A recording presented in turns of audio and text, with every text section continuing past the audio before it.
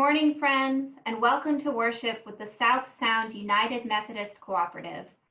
Wherever you are today, and whatever is happening in your life, we hope this hour will be a respite from the cares of the world, where you can meet God in scripture, prayer, and song. May our spirits be richly nourished today. Good morning, church. Please join with me in the singing of America the Beautiful.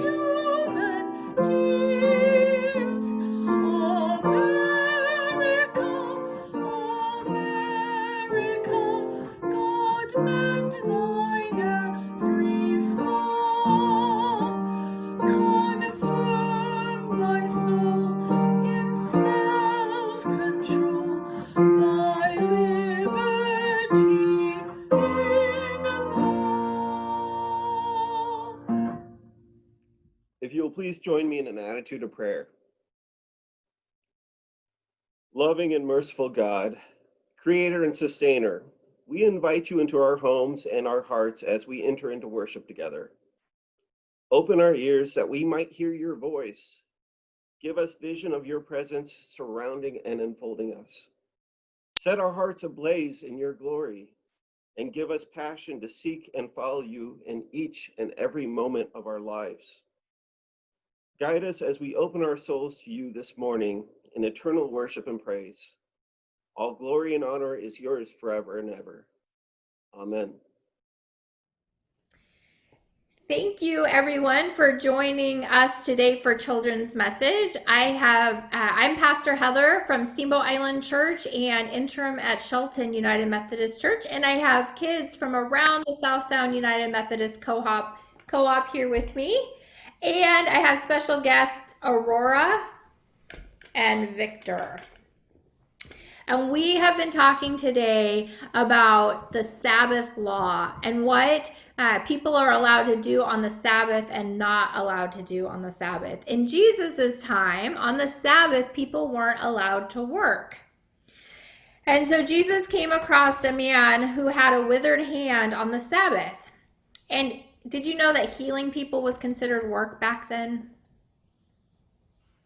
So healing somebody, I know, right? It seems kind of funny, but healing somebody was considered work. So Jesus sees this person with a withered hand who needs to be healed and helped, but he's not supposed to do it because it's the Sabbath. What do you think he chooses to do? Ooh. Brian. He decides to heal him. He does decide to heal him, yes. There were people watching this happen. Do you think they were happy or mad that Jesus did that? upset. Yeah, they were upset. They said, "You can't heal on the Sabbath. That's not okay." So we have Aurora and Victor here, and they're going to help us figure out if Jesus did the right thing. So, poor Victor, he bit his own claw. Ah! And now his claw is really hurt. And Aurora comes along, and she sees Victor, who's hurt. Oh, Victor looks very sad. Victor, are you okay? No, you're not okay. What's wrong? Victor bit his own paw. Oh no. I think Victor's paw needs a Band-Aid. But it's the Sabbath. And I don't know, are we allowed to put a Band-Aid on Victor on the Sabbath? Well, it's the Sabbath. Let's just keep going. Sorry, Victor, I can't help you. See you later. What? Victor, leave me alone. I can't help you. It's the Sabbath. Victor has a Band-Aid. What should we do? Should Aurora help Victor and put a Band-Aid on his bleeding paw? Or should she just keep going on her way and come back tomorrow and help him then? Help him now. Help him now? What do you think, Carter and Evan? Help him now? Yeah. Help them. Help him. Okay. Are you okay with that, Aurora? You want to go ahead and help him? Yeah. Victor says yes. Okay. Aurora's going to put, look, we have a Victor-sized Band-Aid here. Aurora's having trouble opening it. Look, it's a Victor-sized Band-Aid. Okay. Here, we'll help you out, Victor. Okay. Does that feel better? Yeah. Do you guys ever find that there's rules sometimes that you're supposed to follow, but you have to help somebody out and you might need to break a small rule in order to help them? Yeah. Can you ever think of a time when that's happened to you?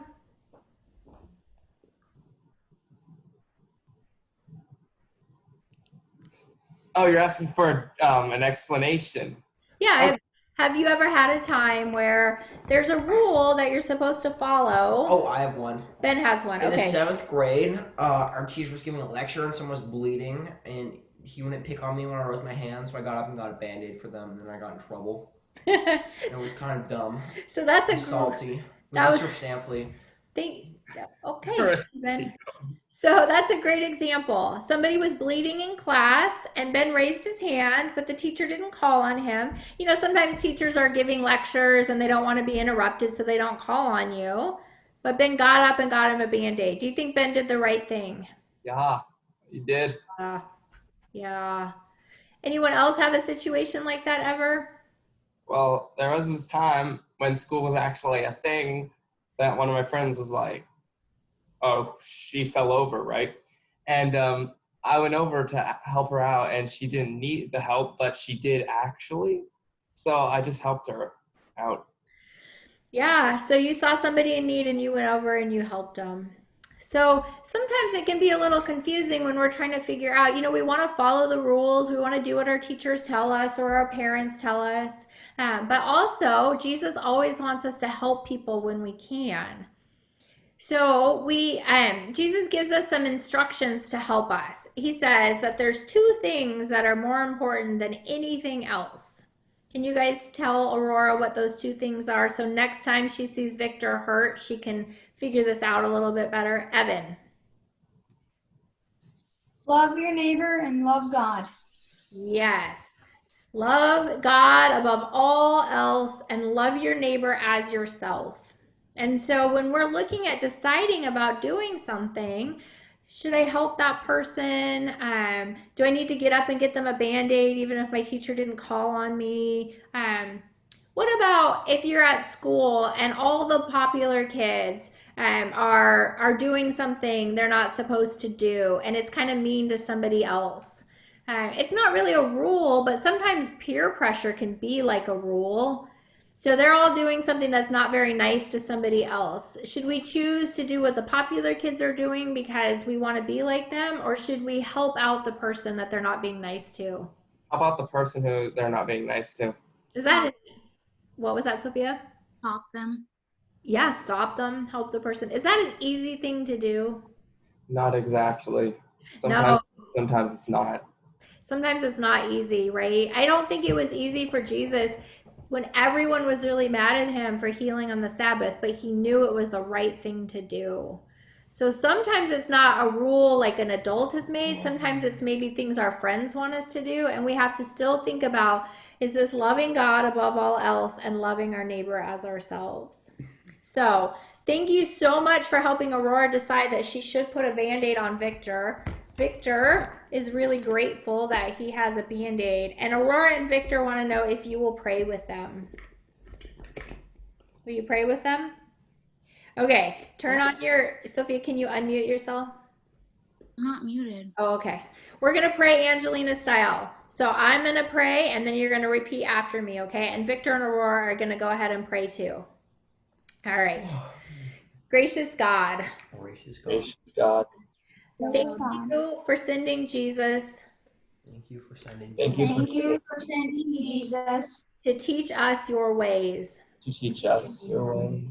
to teach us your ways. When we wonder what to do, When we wonder what When we wonder, Wonder what to do. help us to remember help us to remember help us to Help us to remember that Jesus taught us catch Jesus. that Jesus taught us to love God to love God to love God and love our neighbor as ourselves. And of our and neighbor. love our neighbor as ourselves. Amen. Amen. All right. Thank you guys so much. Victor and Aurora say have a great day and thank you. Victor's feeling much better. His Band-Aid is working quite well. All right. Bye, you guys. Bye. Bye. Bye. Bye. Bye. Bye, Heather. Bye. I can't. Hear these words from John, chapter 5, verses 1 through 9. After this, there was a festival of the Jews, and Jesus went up to Jerusalem. Now in Jerusalem, by the sheep gate, there is a pool called in Hebrew Beth Zatha, which has 5 porticos. In these lay many invalids, blind, lame, and paralyzed. One man was there who had been ill for 38 years. When Jesus saw him lying there and knew that he had been there a long time, he said to him, "Do you want to be made well?" The sick man answered him, "Sir, I have no one to put me into the pool when the water is stirred up. And while I am making my way, someone else steps down ahead of me." Jesus said to him, "Stand up, take your mat and walk." At once the man was made well, and he took up his mat and he began to walk. Now that day was a Sabbath. This is the word of God for the people of God. Thanks be to God.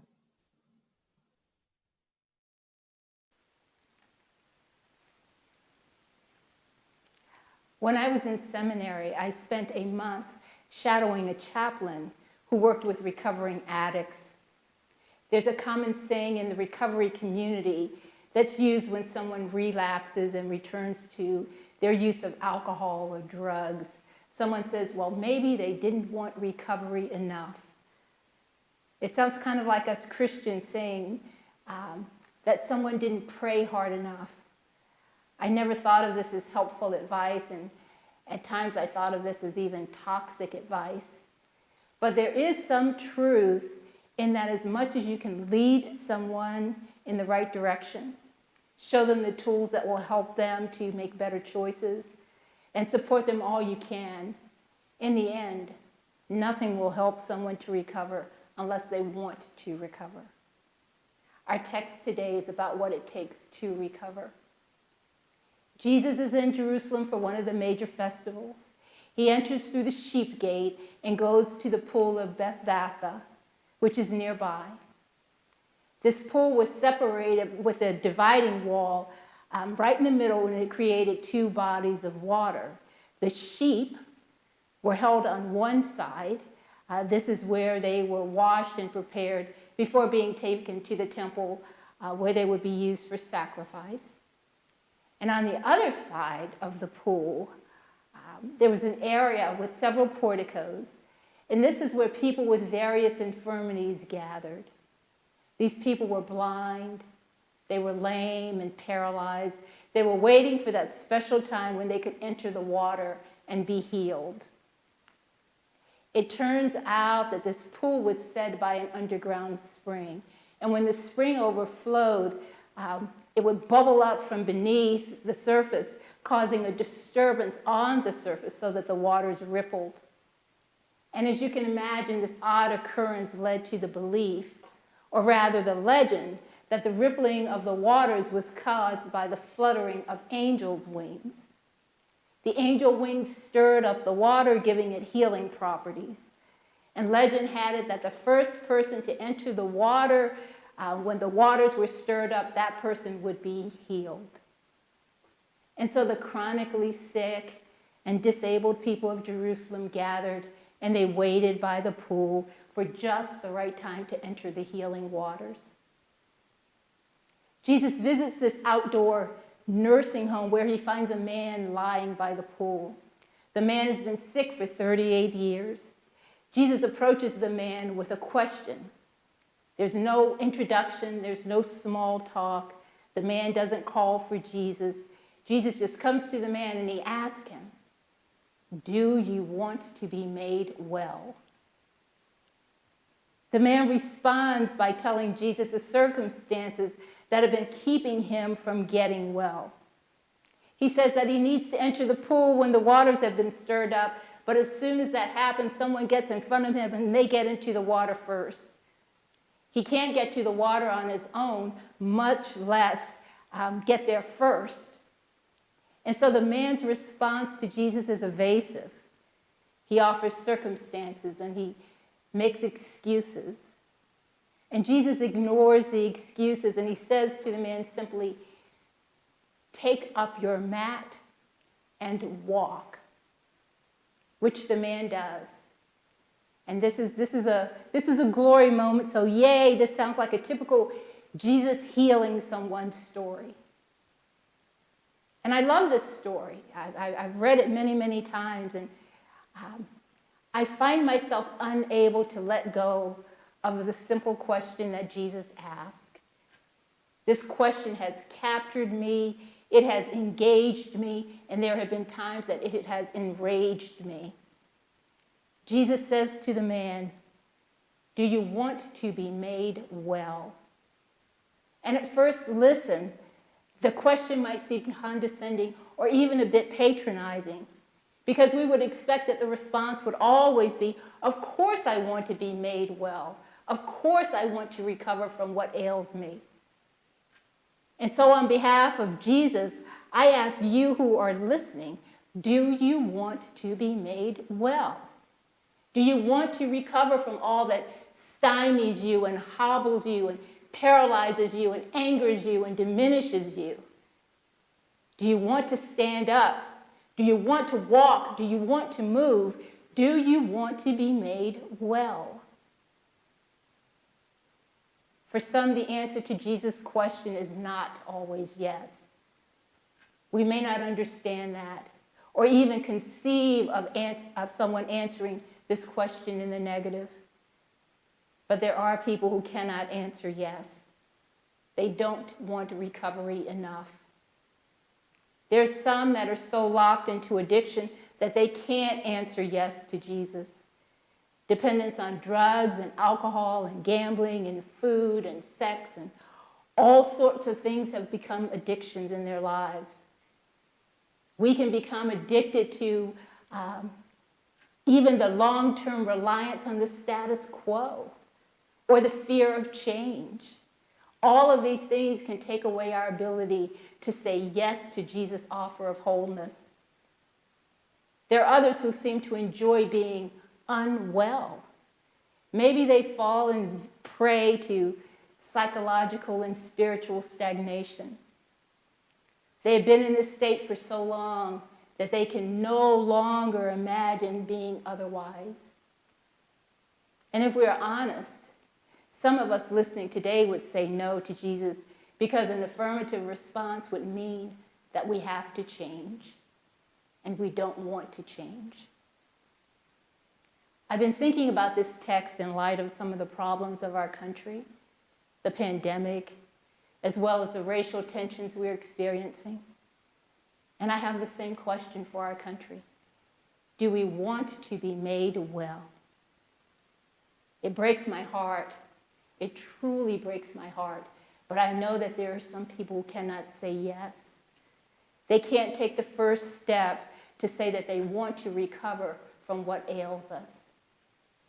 And the thing is, we know a bit of recovery, what recovery looks like. We know that some of the things that we have to do are not that difficult. We know some of the things that we need to do to mitigate the virus.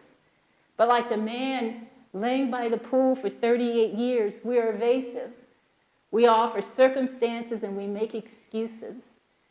We say that masks are uncomfortable. And we ask, why should we trust the doctors? We know that our country was built on racial tension and white supremacy. Yet some of us choose to think that because this started 400 years ago, that it hasn't left any residue which affects us now in the 21st century, even though the evidence of it is all around us. It seems to me that we as a country are in many ways addicted to our self-centeredness and to our racism in the same way that someone is addicted to drugs or alcohol or gambling. And we don't want recovery enough. And like the man who was laying by the pool for 38 years, we rationalize. After all, we didn't choose this pandemic. It just happened. We rationalize that no one alive today invented our system of racism. We were all born into it, and it wasn't a choice. But we know about mitigating the virus, and we know about systemic racism, and we know about injustice and inequality. So we absolutely make choices about going forward. And still here we are. And the question stands, do we want to be made well? Are we like the man hanging around the healing pool for 38 long years, making excuses to get in? And it's hard to believe that he's been laying there just a few yards away from these healing waters for almost 4 decades. Maybe he doesn't even want healing. Maybe his pitiful story and his circumstances allow him to earn enough coins each day to keep him going. Or maybe he truly has fallen through the cracks of human compassion for all of that time. He doesn't have health care. He may not even have family. And so his situation is in that 38 years, no one has helped him into these waters. And I have to wonder, how could that happen? And the thing is, in this country, even now in the 21st century, I know exactly how that can happen. We know because we have become callous with the sight of others in pain. We turn away, we ignore them, we blame them for their circumstances, and before you know it, 4 decades or 400 years have passed. Yes, the man is in need of healing. But this text shines a light on those of us who think that we are healthy. And we find that we are as much in need of healing as the man. We just don't want recovery enough. I love this text. I love that John offers all of us this image of salvation that is wholeness and recovery, and that it is available to those who don't even see themselves in need. I'm thankful that God continues to hold before us a better life than the one we already have, one in which the wounds of the past are healed, the hurts of the heart and the soul are mended, and community is once again connected. Jesus' question, do you want to be made well, is still on the table for us. Like the man, we have to respond. And I advise you to think before you answer. Pray before you answer. Consider where you are and where you would like to be. Do you want to be made well? Do you want recovery enough? We don't have to sit by the pool of shame or the waters of despair. We don't have to wait 38 years because Jesus has come to transform shame to grace and disgrace to mercy and brokenness to wholeness. Jesus has come to restore life in its fullest and in its abundance. Recovery really can be mine. Recovery can be yours. Recovery can be ours if we want to be made well, if we want recovery enough. I pray that we answer Jesus in the affirmative for now and forevermore. May it be so. Amen.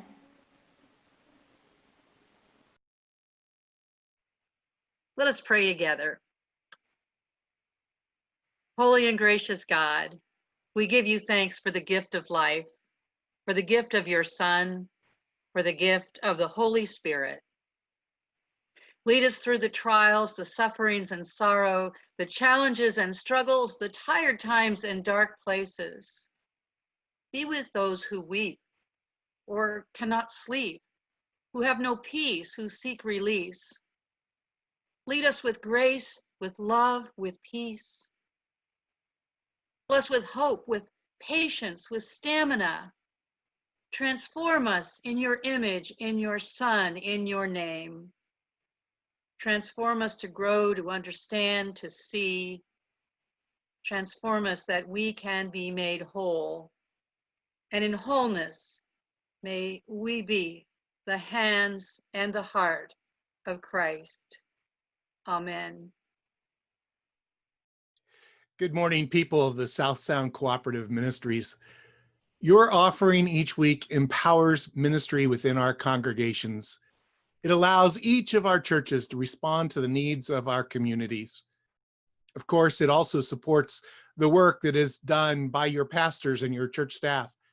It keeps the building safe and secure during this season of shutdown. It enables pastoral care to continue in new ways, worship to happen in new ways, discipleship to happen in new ways. Visitors are attending our online worship services. Hallelujah. The homebound are getting calls and letters from our pastors and our parishioners. And despite the spread of the COVID virus, ministry is still happening, and that's thanks to you and your ongoing support of your church. You know the ways to give already, I'm sure. Send a check to your church. Visit the online giving portal at First Olympia's website. Set up automatic contributions through your bank using bill pay. These are all important ways to give financially, but we know that there are other ways that you can give too. Can you call a homebound person this week? Can you be part of a prayer meeting? Can you pray for your pastor, for the church, for the congregation? Can you bring food to a food drive? Can you be present for virtual worship each week and maybe invite someone else to be with you as well virtually? As members of the United Methodist Church, we support the church through our prayers, our presence, our gifts, our service, and our witness. And the pandemic hasn't changed that at all. Your vows of belonging are your ongoing response to the presence of God that is at work in you, in your heart, in your mind, in your life. Thank you for your vows and for your faithfulness. In celebration, in gratitude, in powerful attention, let us make and affirm our offerings to God now through the work of our churches.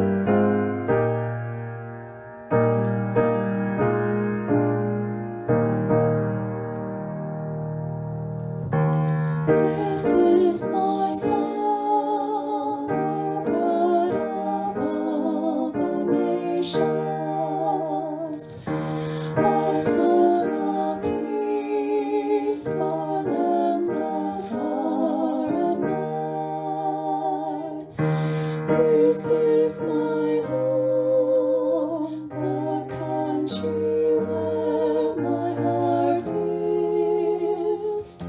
Here are my hopes, my dreams, my holy shrine. But other hearts in other lands are beating with hopes and dreams as true and high as mine.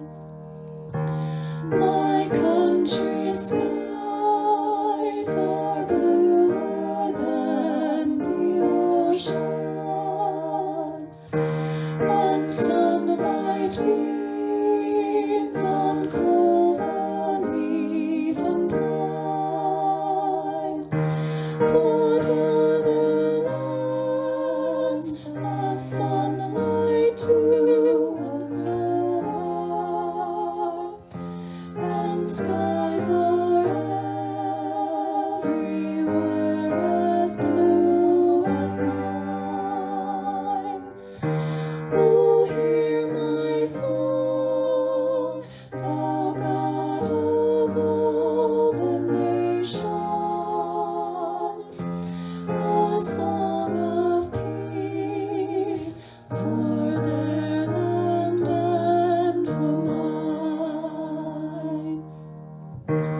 This is my prayer, O God of all earth's kingdoms. Thy kingdom come, on earth thy will be done. Let Christ be lifted up till all shall serve him, and hearts united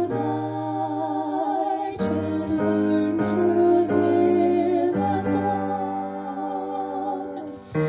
Oh, hear my prayer, thou God of all the nations. Myself I give thee, let thy will be done.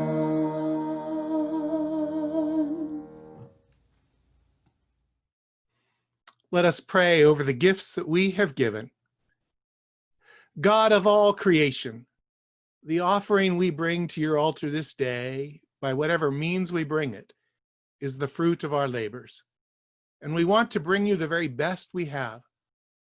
No harvest comes from us alone, but always starts in your goodness.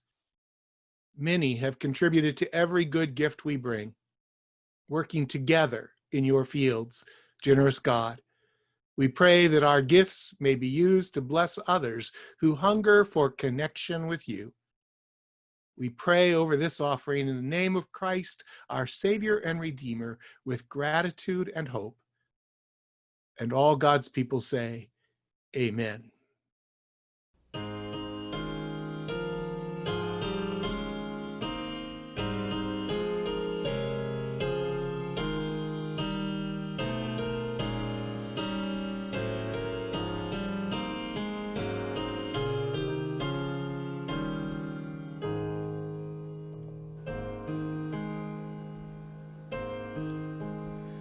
As we gather at your table,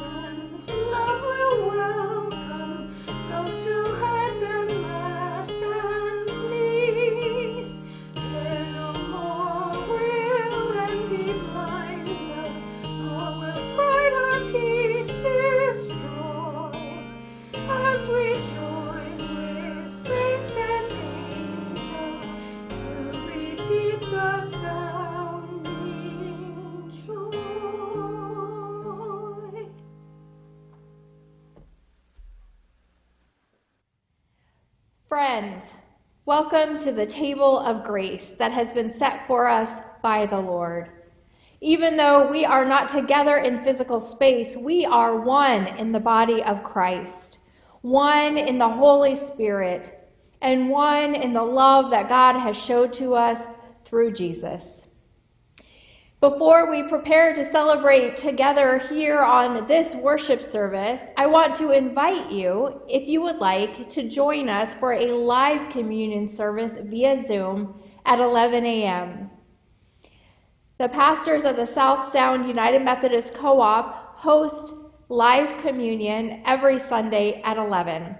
You can find the login information on your local church's Facebook page or website. You can also visit the First United Methodist Church of Olympia's website and find the login information there, or reach out to your pastor through an email and they will make sure to send you the link. Let us begin our Holy Communion together today with a prayer of confession. Please join me in this prayer. Merciful God, we confess that we have not loved you with our whole heart. We have failed to be an obedient church. We have not done your will. We have broken your law. We have rebelled against your love. We have not loved our neighbors, and we have not heard the cry of the needy. Forgive us, we pray, and free us for joyful obedience through Jesus Christ our Lord. Amen. Hear the good news. Christ died for us while we are yet sinners, and that proves God's love for us. In the name of Jesus Christ, you are forgiven. Amen. Join me now in our great thanksgiving. The Lord be with you. And also with you. Lift up your hearts. We lift them up to the Lord. Let us give thanks to the Lord our God. It is right to give our thanks and praise. It is right and a good and joyful thing always and everywhere. Gracious God, creator of heaven and earth, we give thanks to you. You breathed over the earth, calling forth creation out of chaos, and you brought order. You created the glories of the world around us, bright, beautiful creatures that creep, that swim, that fly. You provided for your creatures and for us with fertile soil, plants that grow and give shade and nourishment. You formed each of us out of the earth and gave us the gift of your image. You breathed into us the breath of life. You created us to love and be loved. When we turned away and our love failed, your love remained steadfast. You never wavered in your covenant with us. You delivered us from captivity, made covenant to be our sovereign God, and spoke to us through your prophets of a time when justice shall roll down like waters and righteousness like an ever-flowing stream. And so, with all of your people on earth and all the company of heaven, we praise your name and join their unending hymn. Holy, holy, holy Lord, God of power and might. Heaven and earth are full of your glory. Hosanna in the highest. Blessed is the one who comes in the name of the Lord. Hosanna in the highest. Holy are you, and blessed is your Son, Jesus Christ. You sent him to be a light to the nations.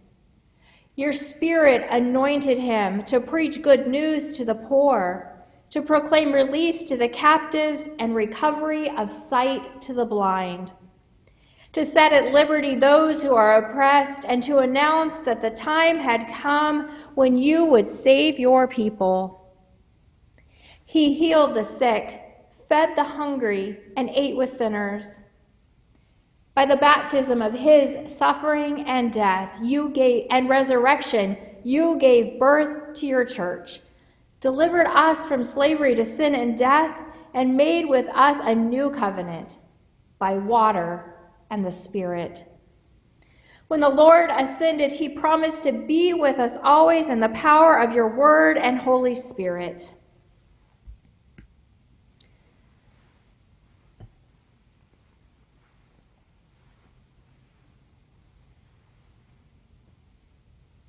On the night in which he died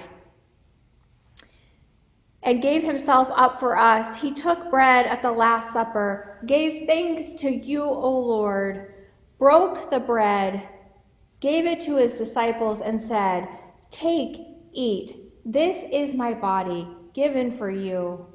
As often as you eat this, do this in remembrance of me." And after the supper was over, he took the cup, gave thanks to you, O God, and said to his disciples, "This is the cup of the new covenant. As often as you drink this, do this in remembrance of me."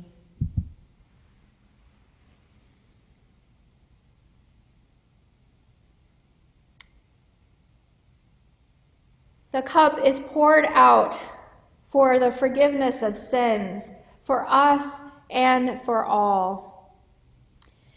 We offer ourselves in praise and thanksgiving as a holy and living sacrifice committed to justice and the well-being of all, in union with Christ's offering for us as we proclaim the mystery of faith. Christ has died. Christ is risen. Christ will come again. Pour out your Holy Spirit on us gathered here on this online worship, together through the Spirit, though apart physically. And pour out your Spirit on these gifts of bread and wine that I have before me, and on the gifts that each of you have in your home and in your own space, that they may be for us the body and the blood of Christ, that we may in turn be for the world the body of Christ redeemed. By your Spirit, make us one with Christ, one with each other across the distance that separates us, and one in ministry to all the world. May our ministry be one of seeking justice, loving our neighbor, and walking humbly with you, O God, until Christ comes again, and we feast together with him, and all of creation is redeemed. Through your Son, Jesus Christ, with the Holy Spirit in your holy church, all honor and glory is yours now and forever. Amen. We who are many are one in the body of Christ, symbolized by this one loaf. This is the body of Christ given for you. And the one cup reminds us of the covenant that God has made with us. As we drink this cup, let us remember this is the cup of love and grace poured out for us and for many.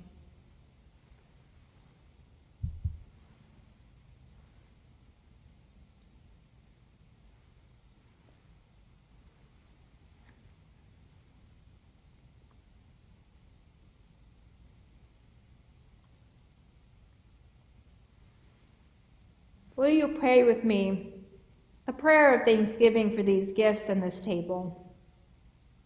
Holy and gracious God, we thank you that you can bind us together across the distance, that your Holy Spirit knows no separation from us, and that you have set this table of grace before us, that we might be nourished by your love and your grace, and sent out into the world to share those gifts that you have given us.